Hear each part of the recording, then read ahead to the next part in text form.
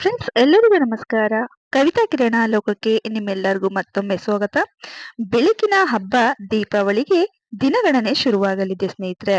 ಬೆಳಕಿನ ಹಬ್ಬದ ಸಂಭ್ರಮ ಶುರುವಾಗ್ತಿದೆ. ಕಾರ್ತಿಕ ಮಾಸದ ಅಮಾವಾಸ್ಯೆಯಂದು ನಾವು ಪ್ರತಿ ಬಾರಿಯೂ ಕೂಡ ಹಬ್ಬವನ್ನ ಆಚರಣೆಯನ್ನ ಮಾಡಲಾಗುತ್ತೆ.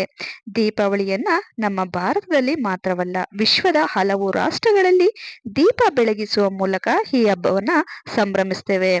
ಅಜ್ಞಾನದ ಕತ್ತಲಿನಿಂದ ಜ್ಞಾನದ ಬೆಳಕಿನ ನಡೆಗೆ ಸಾಗುವ ಹಬ್ಬ ದೀಪಾವಳಿ ಅಂತ ನಾವು ಪರಿಗಣಿಸ್ತೇವೆ. ಬೆಳಕಿನ ಹಬ್ಬವಾದ ದೀಪಾವಳಿ ಹಬ್ಬವನ್ನ ನಾವು ಯಾವ ದಿನದಿಂದ ಆಚರಣೆಯನ್ನ ಮಾಡಲಾಗುತ್ತೆ? ದೀಪಾವಳಿ ಹಬ್ಬ ಅಂದ್ರೆ 5 ದಿನಗಳ ಕಾಲ ನಿರಂತರವಾಗಿ ನಾವು ಆಚರಣೆಯನ್ನ ಮಾಡಲಾಗುತ್ತೆ. 5 ದಿನನೂ ಕೂಡ ಯಾವ ಯಾವ ಹಬ್ಬವನ್ನ ನಾವು ಆಚರಣೆಯನ್ನ ಮಾಡ್ತೀವಿ, ಯಾವ ದಿನ ಆಚರಣೆಯನ್ನ ಮಾಡ್ತೀವಿ, ಹಾಗೆಯೇ ಅದರ ಪ್ರಾಮುಖ್ಯತೆ ಏನು ಎಂಬುದರ ಒಂದು ಮಹತ್ವವನ್ನ ಇವತ್ತಿನ ವಿಡಿಯೋದಲ್ಲಿ ತಿಳ್ಕೊಳ್ಳೋಣ ಸ್ನೇಹಿತರೆ. 2025ರಲ್ಲಿ ದೀಪಾವಳಿ ಹಬ್ಬ ಅಕ್ಟೋಬರ್ 18ರಂದು ಅಂದ್ರೆ ಶನಿವಾರ ನಾವು ಆಚರಣೆಯನ್ನ ಪ್ರಾರಂಭವನ್ನ ಮಾಡ್ತೀವಿ. ಹಿಂದೂ ಸಾಂಪ್ರದಾಯಿಕವಾಗಿ ಈ ಹಬ್ಬವನ್ನ 18ನೇ ತಾರೀಕು ಶನಿವಾರದಿಂದ ಆಚರಣೆಯನ್ನ ಮಾಡಲಾಗುತ್ತೆ. ಅಲ್ಲದೆ 5 ದಿನಗಳು ವಿವಿಧ ಆಚರಣೆಗಳ ಮೂಲಕ ಹಬ್ಬವನ್ನ ಆಚರಿಸಲಾಗುತ್ತೆ. ದೀಪಾವಳಿ ಹಬ್ಬವು ಅಕ್ಟೋಬರ್ 23ರಂದು ನಮ್ಗೆ ಮುಕ್ತಾಯ ಆಗುತ್ತೆ. ಒಟ್ಟು 5 ದಿನಗಳ ಕಾಲ ಈ ಬಾರಿ ದೀಪಾವಳಿ ಹಬ್ಬವನ್ನ ನಾವು ಆಚರಣೆಯನ್ನ ಮಾಡ್ತೀವಿ ಸ್ನೇಹಿತರೆ. ದೀಪಾವಳಿಯ ಪ್ರತಿಯೊಂದು ದಿನವೂ ಕೂಡ ವಿಶೇಷ ಆಧ್ಯಾತ್ಮಿಕ ಮತ್ತು ಸಾಂಸ್ಕೃತಿಕ ಮಹತ್ವವನ್ನ ಹೊಂದಿದೆ. ಹಿಂದೂ ಸಂಪ್ರದಾಯದಲ್ಲಿ ದೀಪಾವಳಿ ಹಬ್ಬಕ್ಕೆ ಹಲವು ವಿಶೇಷಗಳಿವೆ.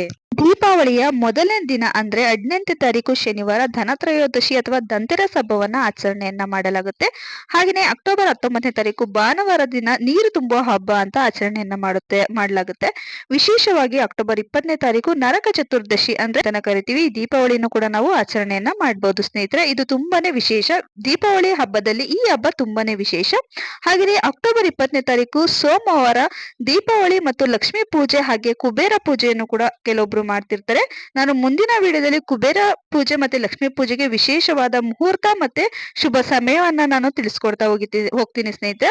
ಅಕ್ಟೋಬರ್ 22ನೇ ತಾರೀಕು ಗೋವರ್ಧನ ಪೂಜೆಯನ್ನ ಮಾಡಲಾಗುತ್ತೆ. ಹಾಗೆಯೇ ಅಕ್ಟೋಬರ್ 23ನೇ ದಿನ ಬಲಿಪಾಡ್ಯಮಿಯನ್ನ ಆಚರಣೆಯನ್ನ ಮಾಡಲಾಗುತ್ತೆ. 2025ರಲ್ಲಿ ದೀಪಾವಳಿ ಹಬ್ಬದ 5 ದಿನನೂ ಕೂಡ ವಿಶೇಷವಾಗಿ ಆಚರಿಸುವಂತಹ ಬಹುಮುಖ್ಯವಾದ ಹಬ್ಬಗಳಿವು ಸ್ನೇಹಿತರೆ.